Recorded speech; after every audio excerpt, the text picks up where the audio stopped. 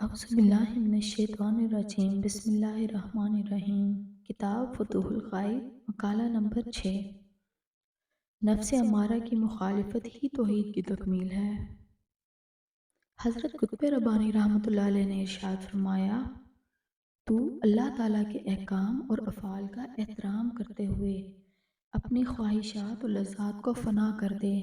کیونکہ اس عمل سے تیرے دل میں علم الہی کا ظرف ہونے کی صلاحیت پیدا ہو جائے گی۔ تعلق باللہ کو مضبوط بنانے کے لیے فاسق اور غافل مخلوق سے قطع تعلق کرنا نہایت ضروری ہے، اور اپنی خواہشات سے فنا ہو جانے کی علامت یہ ہے کہ نفع و نقصان، دفع ضرر و شر، اسباب دینی اور جد و جہد کے تمام معاملات میں اپنی ذات پر بھروسہ کرنے کے بجائے ان امور کو کلی طور پر اللہ تعالیٰ کے سپرد کر دیا جائے اور قاضی الحاجات سمجھا جائے۔ خدا کو مختار کل نہ سمجھ کر اپنے نفس پر اعتماد کر لینا ہی شرک ہے۔ صرف اللہ تعالیٰ ہی زمانہ ماضی میں اپنے ہر بندے کے امور و معاملات کا کفیل اور ذمہ دار رہا ہے۔ زمانہ حال میں بھی وہی کفیل و ذمہ دار ہے، اور مستقبل میں بھی وہی رہے گا، اور اس کی یہ نگرانی اور ذمہ داری اس وقت بھی تھی جب تو بطن مادر میں تھا، اور پھر ماں کی آغوش میں ایک شیر خوار بچہ تھا، اور خدا کے ارادے کی خاطر اپنے ارادے سے فنا ہو جانے کی علامت یہ ہے کہ تو کسی خواہش و مراد کا قصد نہ کرے، اس لیے کہ ارادہ خداوندی سراسر خیر اور بہتری پر مبنی ہے، اور اس میں تیرا قصد کرنا بھی شرک ہو جائے گا۔ خواہشات نفسانی کی نفی سے اللہ تعالیٰ کا فعل تجھ پر جاری رہے گا، اور افعال الہی کے نافذ ہوتے وقت تیرے اعضاء ساکن و غیر متحرک ہوں گے، قلب مطمئن ہوگا، سینہ فراخ و کشادہ ہوگا، چہرہ روشن و پرنور ہوگا، اور تعلق باللہ کی روحانی توانائی پا کر تو کائنات کی تمام چیزوں سے بے نیاز ہو جائے گا۔ عرصہ ہستی میں دست قدرت تجھے پھرائے گا، زبان قدرت تجھے پکارے گی اور ہدایات دے گی، تجلیات الہی تجھے ماہیت اشیاء دکھائیں گے، خلعت نورانی تجھے لباس معرفت پہنائے گا، پروردگار عالم خود تجھے علم سکھائے گا، اور اس علم و عرفان کی برکت سے تجھے سلف صالحین اور برگزیدہ عارفین کے مقامات پر پہنچائے گا۔ پھر تو مخلوقات سے برگشت و کنارہ کش رہے گا، تجھ میں ذاتی خواہش و ارادہ باقی نہ رہے گا، تو بشریت کے رذائل سے پاک و صاف ہو جائے گا، اور تیرا دل توحید کا شناسہ ہو کر ارادہ الہی کے سوا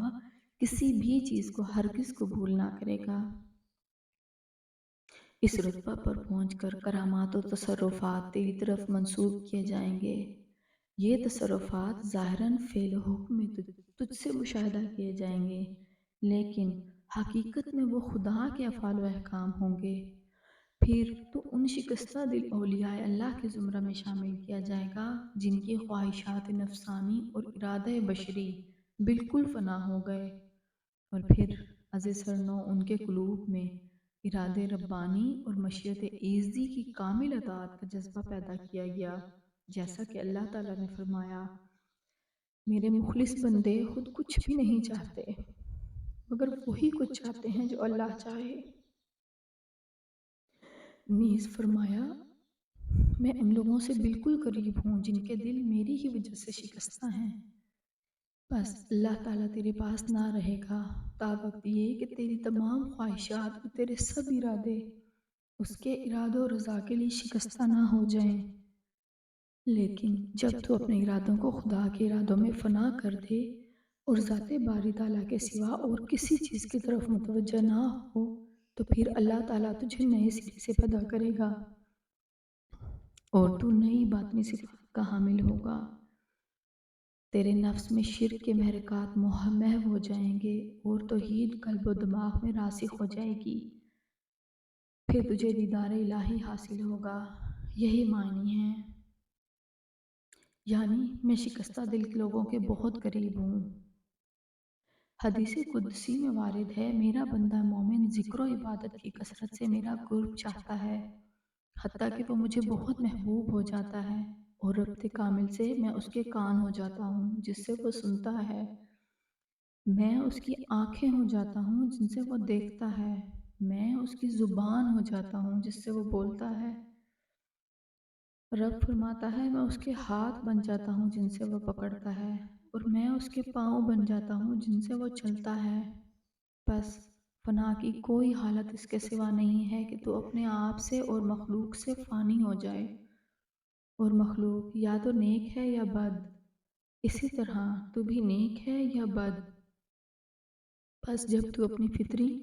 اور رزیلی صفات کو ضبط و محفوظ کرتے ہوئے مخلوق کے خلاف شریعت تاثرات کو قبول نہ کرے گا، اپنی توقعات کو اس سے وابستہ کر دے گا، بس جب تو اپنی فطری اور ازلی صفات کو ضبط و محفوظ کرتے ہوئے مخلوق کے خلاف شریعت تاثرات کو قبول نہ کرے گا، اپنی توقعات سے اس سے وابستہ نہ کرے گا اور اس کے شر سے خائف و ہراساں نہ ہوگا، تو پھر تیرے نفس میں اللہ ہی اللہ باقی رہ جائے گا، جیسا کہ تیری پیدائش سے پہلے تھا۔ اس حقیقت کو نہ بھول کہ خیر و شر اللہ تعالیٰ ہی کے اختیار و قدرت میں ہے، اور جب تو خدا تعالیٰ پر یقین کامل رکھے گا تو وہ تجھے قضاء و قدر کے شر سے بے خوف کر دے گا، اور خیر کی برکات تیرے لیے بسیط ہو جائیں گی۔ پھر تو ہر خیر کا محل، ہر نعمت کا مسرت و مرجع، ہر نور و ضیاء کا مرکز، اور ہر امن و آرام کا سرچشمہ بن جائے گا۔ بس عاشقان حق کا مطلوب و منتہا یہی فنا ہے، اور یہیں اولیاء اللہ سیر و سلوک کے بعد اپنی منزل پاتے ہیں۔ اپنے اسی ارادے سے فنا ہو کر خدا کے ارادے میں محو و نابود ہو جانے کو تمام سابقہ اولیاء و ابدال نے طلب کیا ہے۔ وہ تادم واپسی ارادہ حق ہی کے ساتھ ہر ارادہ کرتے ہیں، لہٰذا ان کے نام ابدال رکھے گئے۔ بس ان حضرات کے نزدیک ارادہ حق میں اپنے ارادے کو شریک کرنا گناہ ہے۔ ہاں، سہو و نسیان، مجذوبیت اور غلبہ حال و خوف کی صورت میں ان سے کوئی بے اعتدالی ہو گئی ہو یا ہونے کا احتمال ہو تو اللہ تعالیٰ انہیں خبردار و متنبہ کر دیتا ہے، اور وہ اس سے باز آ جاتے ہیں، اور ساتھ ہی توبہ و استغفار کرتے ہیں، کیونکہ فرشتوں کے علاوہ خواہش و ارادہ سے کوئی معصوم نہیں۔ فرشتے ارادے سے پاک اور انبیاء کرام خواہشات نفس سے آزاد و محفوظ رکھے گئے ہیں، لیکن باقی مکلف مخلوق مثلاً جن اور انسان ارادہ اور خواہش نفس سے معصوم نہیں۔ نوع انسانی میں سے